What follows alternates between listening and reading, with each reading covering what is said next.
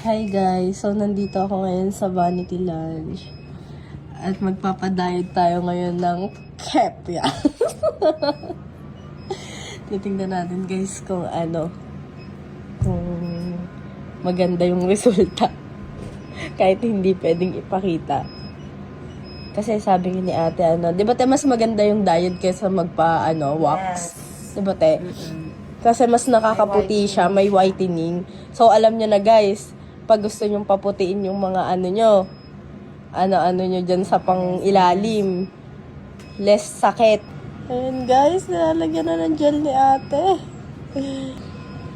Ayan na guys, ang pinakamasarap sa pakiramdam. Parang lamig. Ganyan lang siya guys. Kesa magpa-Brazilian kayo, sakit-sakit. Puputi pa yung pep. Tignan nyo oh. Nilagyan ng gel, tapos minamassage gamit yung machine. After nyan guys, ganun lang, tapos na. Ang sarap niya talaga.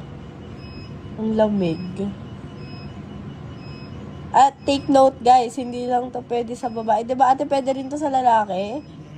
May nagpapadayo din kaya guys dito na lalaki. For more details guys, please message Vanity Lunch.